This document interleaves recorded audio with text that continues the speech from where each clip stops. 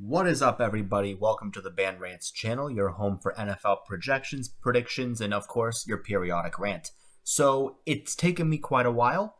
Had a lot of things going on, but I am back a little bit late. I know we've already kind of started the season, and we've already got a lot of things to discuss. A lot has happened since my last video, but I'm going to be making sure to post a lot more. I'm going to be talking a little bit about my week-to-week predictions. I'm going to also analyze my week one picks, as you can see here. Some of them are not exactly, what happened, but I'm going to talk about week two. We've already kind of started that. If you guys are watching this video, it means that the Thursday night game has already ended. And we're going to go ahead and talk about all of that. I'm going to talk about how some of these teams may pan out long term. But before I do, if you're new to the channel, please make sure to leave a like on this video. Subscribe to the channel. We are almost to 100 subscribers, trying to grow the channel. So let's go ahead and get started. So as you can see, these were my week one picks. I did pretty terrible in the interconference battles. I've only got 1 out of 6. I kind of batted even in the AFC. In the NFC, I got a perfect score. And that's actually making me feel a little bit better because I actually picked the Bears as an upset and nobody listened. And I really had a lot to say about that. But as you guys can see, the NFC, everything that took place here is what happened. Interconference, we saw Buffalo win. That was a game I was really torn about, by the way. We saw Washington pull it out. Cleveland pulled it out. The Giants and Seahawks, those were some surprises I certainly didn't expect.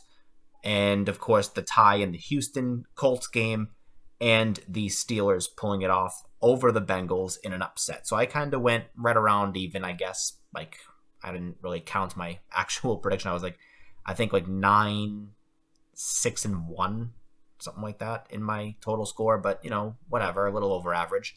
But now looking at week 2, I've already kind of started off on the right foot. I got the Chiefs beating the Chargers. I believe they're on pace to do so, and they should do so fairly easily. The Chiefs are still that team. I like the Chargers. I think they're going to be better, but I also like the Chiefs a lot more. Now, looking at the rest of the AFC, and we can look at some of these games, Buffalo, I think, should win fairly easily. Titans are not the team they once were. They've had a lot of decline, both in coaching in terms of the coordinators on offense and in terms of the receiving core. It's taken a big step back, and Ryan Tannehill is obviously not a spring chicken anymore. He's not some 22-year-old you can build around.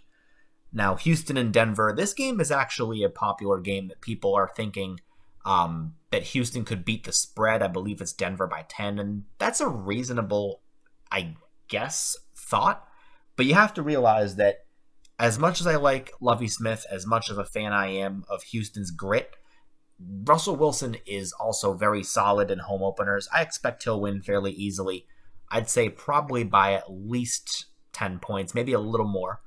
Now, Baltimore and Miami, this is a game that's probably going to be one of the hardest to call here in the interconference for all the right reasons. I mean, you have the Dolphins, who played so well last week, and they won with ease last week, as did the Ravens on the road. So this is a revenge game of sorts. It's a little bit different because it's in Baltimore and it's way, way earlier in the season. We know that Baltimore last year, you could even argue that their win-loss record was a fluke because of all the injuries. And you could even argue the Dolphins were a fairly decent team, but just missed the mark because they weren't good enough. In the first 2 months of the season, they were 1-7 and were awful, but then they bounced back. So what happens here? Well, I think it's going to be at least a game where both teams put up at least 20 points. I think it's going to be a tough day for both defenses. And I believe J.K. Dobbins is on pace to come back. And I think the Ravens are going to hopefully get Marcus Peters and Ronnie Stanley back. Miami's fairly healthy, so we should have a pretty good game on both sides, at least to that extent.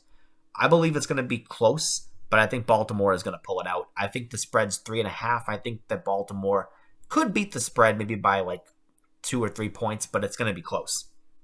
Next up, you have Jets and Browns. Nothing really interesting about these two. I don't care what people have to say about the Browns. I got a lot to talk about for them. But I actually have the Jets pulling off an upset. And that might seem strange, but you know what? I picked the Jets last year, if I remember correctly, and they ended up pulling it off. I wouldn't be surprised to see it happen one more time. Now, Colts and Jags, Patriots, Steelers. I'm actually going to say, against my better judgment, that the Steelers hold on and beat the spread.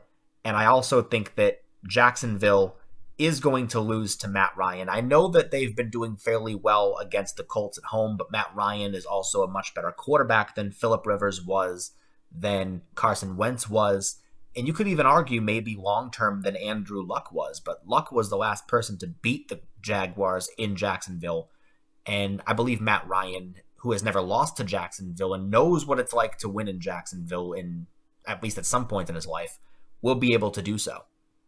Now, interconference games, I'm going to be really quick here.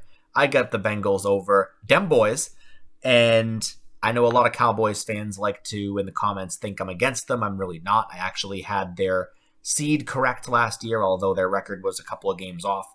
But I do believe the Bengals are going to bounce back after last week. I think they're going to take advantage of the fact that, as I call him, Whack Dak is not throwing, because obviously, even if he was throwing, I still think Joe Burrow would outplay him.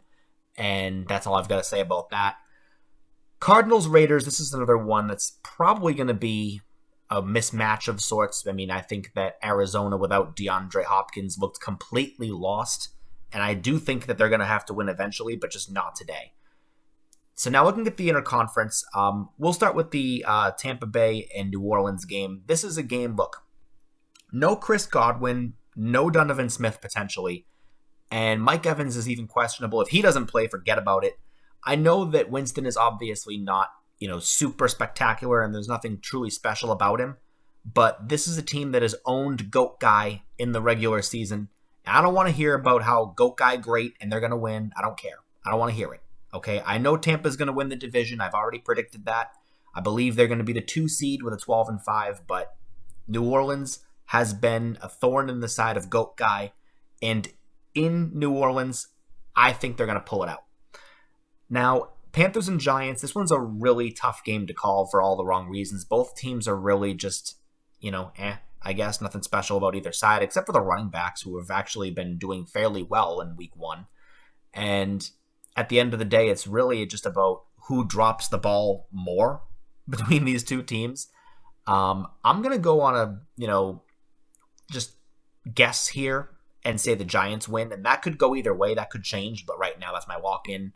I've got Detroit over Washington, and the more I look at it, the more I'm struggling with this one. I am actually going to switch that and say the Panthers win, because I don't know. I trust neither quarterback, but I trust Faker Mayfield a little bit more than Daniel Jones. Now, the Lions, these guys are a good squad, and they're not amazing and not good in the sense of Tampa or Philly or a team like that. No, they're not on that level.